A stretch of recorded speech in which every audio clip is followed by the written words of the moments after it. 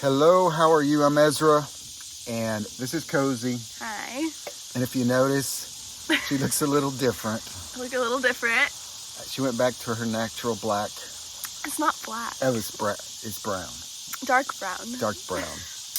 And it freaks me out sometimes. She'll get in the car and it'll, like, am I in the wrong car or is this woman in the wrong car? But I'm getting used to it. So the new Cozi here looks beautiful, I think. Oh, thank you. So today, when I have Cozi visiting on these coffee and songs, I like to pull a song in that we kind of do together in our band Cozi and a Flounder. And so today we're going to do a song that's actually a cover of a band I used to be in, or I was the lead of. It was called Ezra Thomas. And this is one of the most popular songs. And one of my favorites. And one of her favorites. And so we adopted it and play it at our shows sometimes. And I was thinking, like, what do we talk about? I thought we'd more talk about songwriting today. Because this song's a special... It's a little bit sad. It's a sad song, and I don't want to talk about a big sad thing. But I will say just a little bit about it, especially the songwriting of how some songs are. We were listening to something somebody sent us the other day, and we kept telling each other, I don't want to be a music snob. And I'm not judging them. We're both saying that every time we said something. But this is what I think about this song. And one of the things I realized is this music, and a lot of music is like this. It was beautiful. All the lyrics were right. It had a beautiful story. The vocals were beautiful. The music was beautiful, and it was boring. It was just too perfect. It's too perfect and like thought out. And so we were kind of discussing. And you were like, I can just hear them using their brain right now. Yeah, I can hear them like working out the story. Yeah. Like, how's a good way for this to? And you're not supposed to use your brain. Only a teeny tiny bit every once in a while. It's a flow of the spirit, I think. And, and that's why we kept saying, I don't want to judge him, because there's times that music, I've written songs like that, where I've got a story I want to tell, and I tell it almost like I'm writing a little novel or something. But that's what I was thinking, is that there's songs that have somehow used too much, like, analytical thought to produce something, and it's boring in a way, even if it's perfect. But then there's songs that don't actually say exactly what they're talking about, yet they hit something deep. And that's what I always want to go. I don't always get there, but I'm always wanting a song to write itself, in a sense, and follow where it's going, and not like go, oh, well, I need to resolve the story and make it more clear what it's talking about here, because I might mess up what's actually happening. Because it's not just words, music is words and music and melody and how they interact with frequency and stuff like that. So it's not just the words. So I don't ever want to go, oh, my lyrics aren't making sense here and they're not going to understand the story I'm telling. I don't understand the story I'm telling, I feel it. I want to feel it. And when I'm done, I want to feel that song. And do you kind of go in the same way when you're writing? I do. And do you feel yourself kind of drawn into, like, trying to I am always trying to make it more perfect. And then I realize I need to whenever I start using my brain, when my head just starts to hurt when I'm writing, I'm like, I need to stop. Because that means that I'm going to ruin probably something that came from my heart. Because sometimes I'll listen to it, or I'll write it, and then I'll play it and record it, and I'm like, this is just kind of like, it's a little bit too flowy or whatever. And I'll bring it to you, and you're like, no, that's perfect. Because I'll be like, certain words, I'll be like, that's a throwaway word, though. And then you'll just say that was magical. Working. Yeah. Yeah, because sometimes it doesn't, you want to be a little more profound. Like, you want to throw like a glittery word in there instead of this common word. But, that's the thing, is not letting your ego get in the way of the song. I used to always do that. I used to like, try to, what like... are people going to think of me? Yeah, I used to try to put, like, I would actually go on, what's it called whenever you find all those synonyms? Thesaurus. Yeah, I would go on there and try to find, like, the coolest words, and I would replace my regular words, and I'd always go back to the normal words, because it just was not It wasn't the same. Well, you know, it's funny you said that because I submitted this song. Now, this song was written, I don't know, a long time ago. I don't even know. But I submitted this song to an industry board of, I don't know what you call it, like a panel. That's what it was. And they said that I needed to use more interesting words. That it was very I forget what they said, but I'm using a lot of words. I'm wasting space in the song with just common words where I could have used more interesting words. Mm-hmm. Interesting, huh? It is interesting. Because the song just works with the words that came out of it. Was it for Take Me With You? For Take Me With You. Oh. Yeah. And I was like, and I believed him at the time. And I went on a little thing where I was like trying to get more interesting words. And then I was like, what am I doing?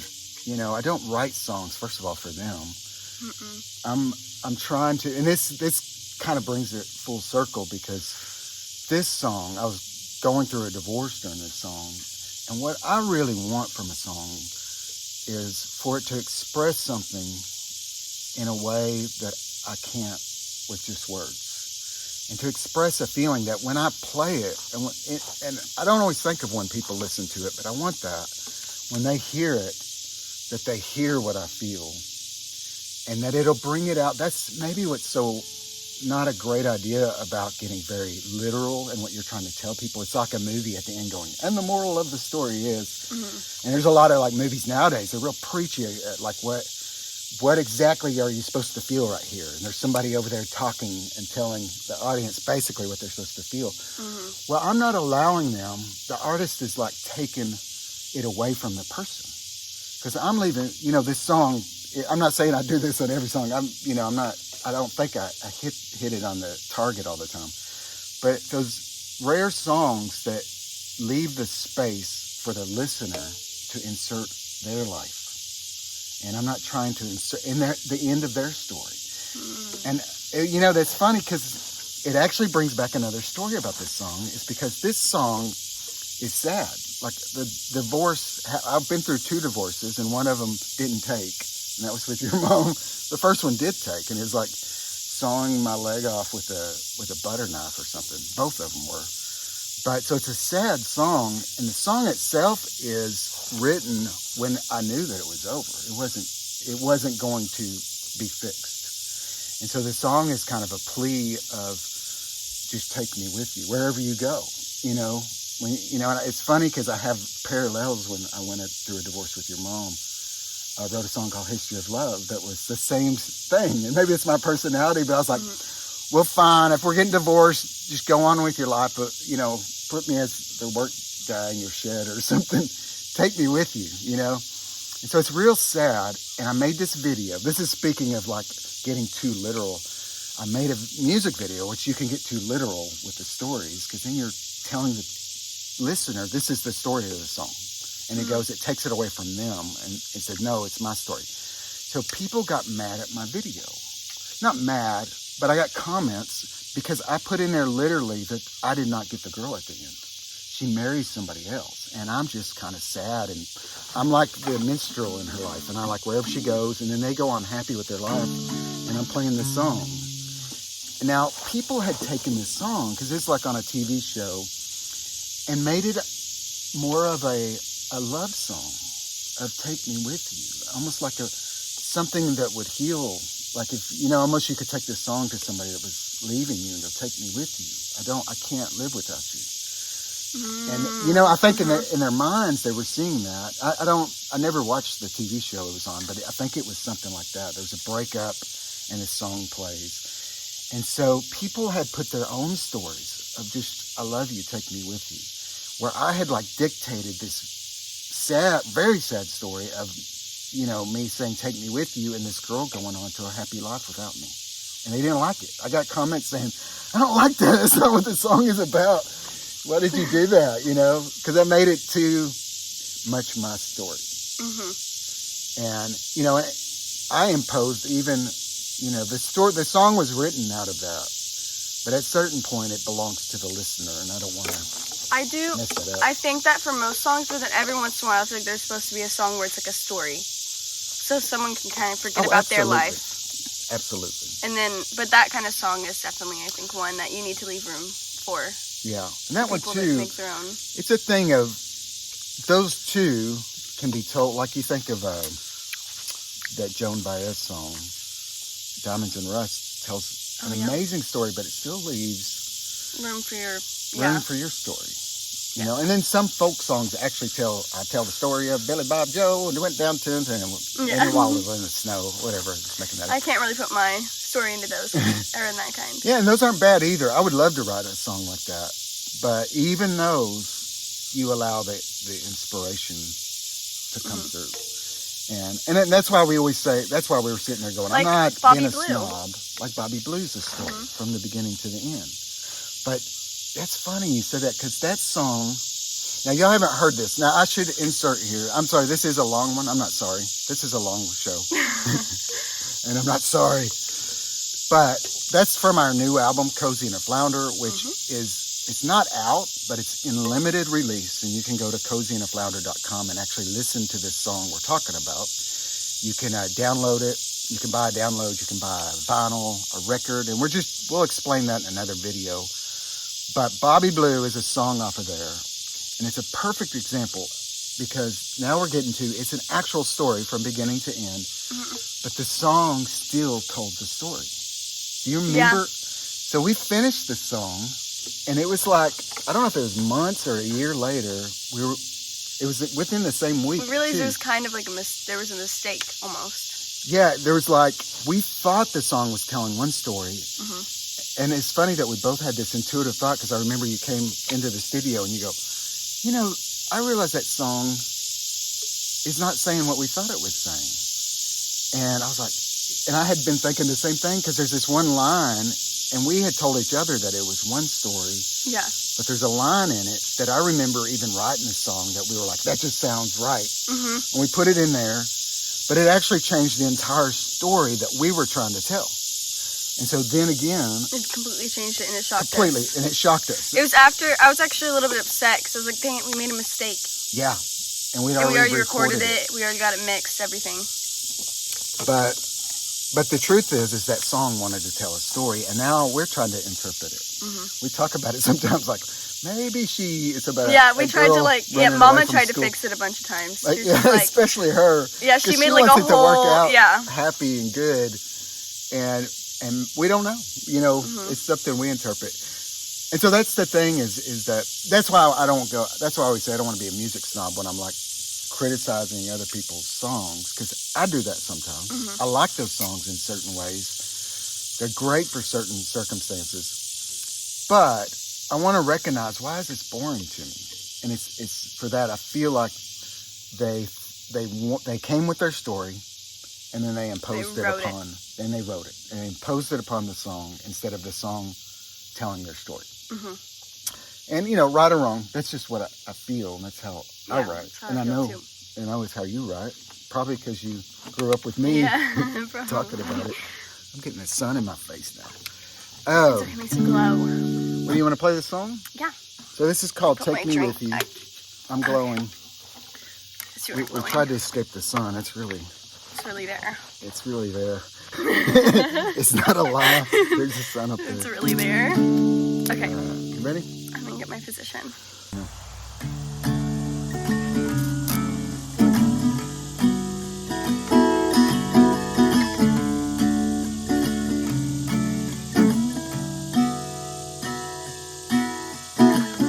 I wasn't looking back.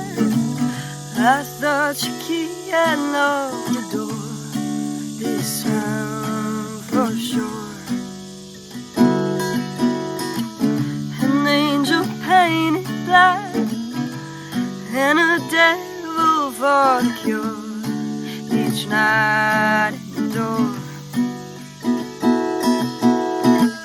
My ways are written stone, and I struggle through each page. Each night I pay. And now you're leaving home. If there is no other way, just go, don't stay. Take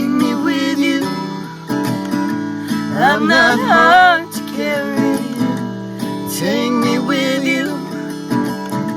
I could be your souvenir. Take me with you.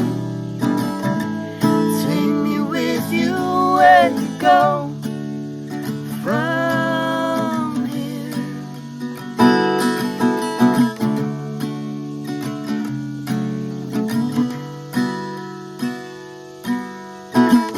The years are all too soon and too late to ever change these things we do. Your rocket to the moon and my ticket at the gate won't let me through. So take me with you. I'm not hard to carry. Take me with you. Fold me up and dry your tears. Take me with you. I'm not very heavy. Take me with you. Take me with you where you go from here. Where you go from here. One more time.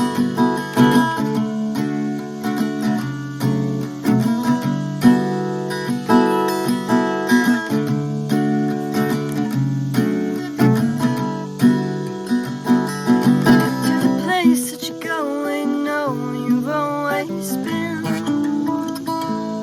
From the deepest of dark to the heart you love again.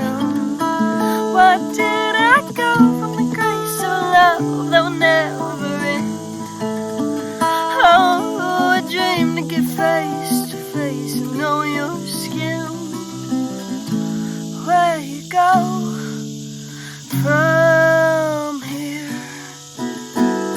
Where you go from here? Where you go?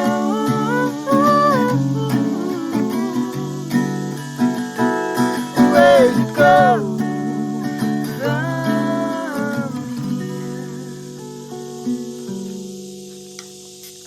You have a blessed day, a wonderful day, and we'll do this again sometime. I'll probably just be by myself next time, but say bye to Cozi. We'll see her again. Bye. Bye-bye. Thank you.